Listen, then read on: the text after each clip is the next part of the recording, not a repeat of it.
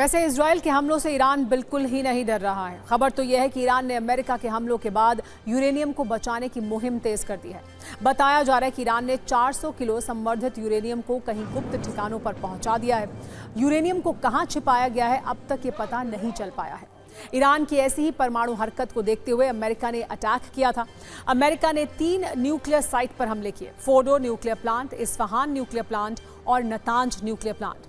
Fordow nuclear plant में 2 जगह पर गहरे निशान और 6 बड़े गड्ढे नजर आ रहे हैं। इसमें अंदर तक नुकसान का अंदेशा है। वहीं नतांज परमाणु प्लांट पर भी 2 नए गड्ढे हैं। अंडरग्राउंड फैसिलिटी के ठीक ऊपर हमला किया गया था।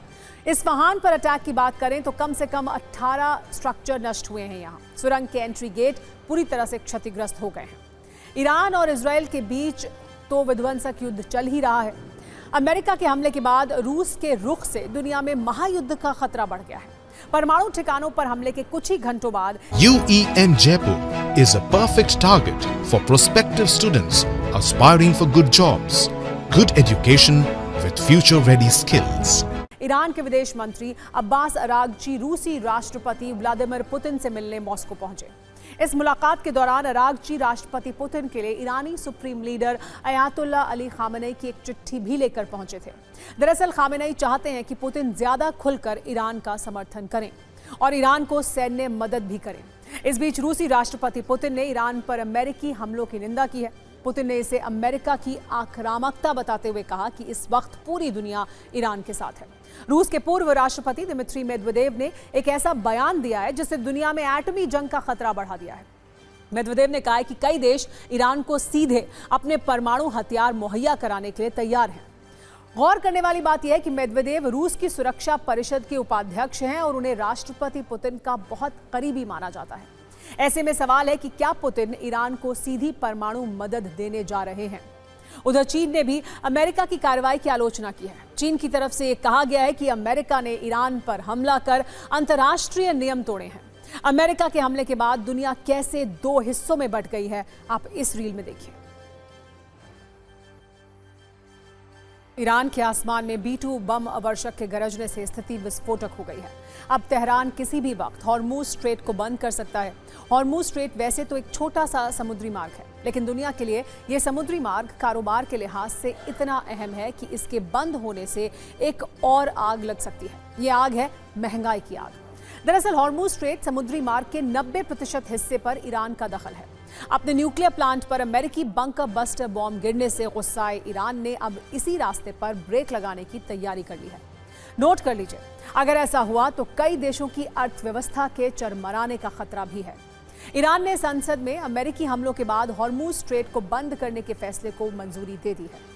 हालांकि इस पर आखिरी फैसला सुप्रीम लीडर खामेनेई को करना है, लेकिन इसकी आशंका से ही दुनिया में हलचल है। अमेरिका ने ईरान को धमकी दी है कि हॉर्मुज स्ट्रेट को बंद करना ईरान के लिए आर्थिक आत्महत्या करने जैसा होगा।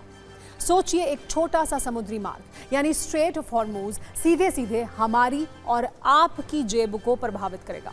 इसीलिए इसकी ABCD को समझना आपके लिए भी जरूरी है। हमारे न्यूज मित्रों के मन में इसको लेकर कई तरह के सवाल होंगे, इसीलिए हॉर्मुज स्ट्रेट को लेकर हमने सरल शब्दों में ये एक कुंजी तैयार की है ताकि कोई कंफ्यूजन ना रहे। मैप में अगर आप देख रहे हैं तो स्ट्रेट ऑफ हॉर्मुज ईरान और खाड़ी देशों के बीच एक समुद्री गलियारा है जो फारस की खाड़ी और ओमान की खाड़ी को जोड़ता है, जो आगे अरब सागर में जाकर मिल जाता है। दोनों खाड़ी के बीच में यह संकरा सा रूट है जो बहुत चौड़ा नहीं है। इसकी चौड़ाई सिर्फ 33 किलोमीटर है, जबकि लंबाई 167 किलोमीटर। लेकिन यह समुद्री रास्ता तेल और गैस सप्लाई करने के लिए बहुत अहम है। सऊदी अरब, ईरान, इराक, कुवैत, कतर से तेल की सप्लाई इसी स्ट्रेट ऑफ हॉर्मुज से की जाती है। भारत, चीन, जापान, दक्षिण कोरिया और यूरोप को भेजा जाने वाला कच्चा तेल इसी रास्ते से आता है। यानी दुनिया का 30% कच्चा तेल इसी रास्ते से निर्यात होता है। हॉर्मुज स्ट्रेट से हर महीने 3000 जहाजों का आना जाना होता है, यानी एक दिन में 100 शिप यहां से गुजरते हैं। यूनाइटेड नेशंस का नियम कहता है कि कोई भी देश अपने तट से 12 नॉटिकल माइल तक समंदर में अपना नियंत्रण रख सकता है। 12 नॉटिकल माइल का मतलब है 22 किलोमीटर। हॉर्मुज स्ट्रेट 33 किलोमीटर ही चौड़ा है, यानी किसी भी हाल में ईरान के समुद्री इलाके से ही जहाज को गुजरना होगा। ये जलमार्ग वैश्विक तेल और गैस सप्लाई की जीवन रेखा है। इसीलिए ईरान अगर इसे बंद करता है तो युद्ध की आग और बढ़ सकती है। इसके बंद होने से चीन और यूरोप समेत कई देशों को बहुत आर्थिक नुकसान हो सकता है। ऐसे में हो सकता है कि आने वाले वक्त में चीन और यूरोप के देश इसको लेकर सीधा दखल दें। ये रास्ता बंद हुआ तो कई देशों की ईंधन सप्लाई बाधित हो सकती है। कच्चे तेल की कीमतों में बढ़ोतरी होगी, जिससे गैस, पेट्रोल, डीजल सब महंगा होगा। अगर हॉर्मुज स्ट्रेट बंद हुआ तो अमेरिका की सेहत पर तो बहुत असर नहीं पड़ेगा, लेकिन एशिया, खास तौर से चीन और भारत की तेल सप्लाई जरूर प्रभावित होगी, क्योंकि स्ट्रेट ऑफ हॉर्मुज से होकर गुजरने वाले कुल ईंधन में से 26% ईंधन चीन को सप्लाई होता है। जापान और साउथ कोरिया को 22% और भारत को 14% ईंधन की सप्लाई होती है। इसके अलावा यूरोपीय देशों को 8%, अमेरिका को 4% और अफ्रीकी देश 5% कच्चा तेल इस रास्ते से निर्यात करते हैं। यानी तेल के लिए इस रूट पर चीन की निर्भरता बहुत ज्यादा है, जबकि अमेरिका की बहुत कम है। यहाँ भारत का एंगल भी आपको समझना चाहिए। अगर हॉर्मुज स्ट्रेट बंद हुआ तो भारत पर इसका क्या असर होगा? हॉर्मुज जलमार्ग भारत के तेल आयात का बड़ा सोर्स है, जिसके बंद होने से समय और खर्चा दोनों बढ़ जाएंगे। भारत में प्रतिदिन तेल का कुल आयात 50.5 लाख बैरल है। इसमें 20 लाख बैरल हॉर्मुज स्ट्रेट से आता है, यानी भारत का 40% तेल हॉर्मुज मार्ग से आयात होता है।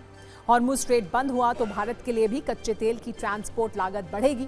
कच्चा तेल महंगा होने से पेट्रोल, डीजल की कीमत बढ़ेगी। नेचुरल गैस की कीमतों पर भी इसका असर होगा और इसके असर से महंगाई भी बढ़ेगी। केंद्र सरकार हॉर्मुज संकट पर नजर बनाए हुए है। केंद्रीय पेट्रोलियम मंत्री हरदीप पुरी ने भरोसा दिया है कि घबराने की जरूरत नहीं है। भारत के पास तेल का पर्याप्त स्टॉक है। हॉर्मुज के अलावा अन्य रूट से भी तेल सप्लाई को बढ़ाया जाएगा। Government under the Honorable Prime Minister has been consistently and periodically reviewing the situation, including the possibility of the closure of the Straits of Hormuz. And as I have mentioned earlier, we had diversified the sources of supply, and out of the 5.5 million barrels of crude oil that India consumes daily, about 1.5 and 2 million only come through the Straits of Hormuz. दरअसल भारत खाड़ी देशों के अलावा अलग अलग देशों से तेल आयात करता है। 38% कच्चा तेल रूस से आयात हो रहा है। ब्राजील समेत कुछ लैटिन अमेरिका और अफ्रीकी देशों से भी तेल का आयात हो रहा है। तेल आयात के लिए अलग अलग समुद्री रास्तों का इस्तेमाल भी किया जा रहा है। भारत LNG भी रूस, ऑस्ट्रेलिया और अमेरिका से मंगा रहा है, जबकि भारत के पास अगले 74 दिनों के लिए कच्चे तेल का भंडार भी मौजूद है।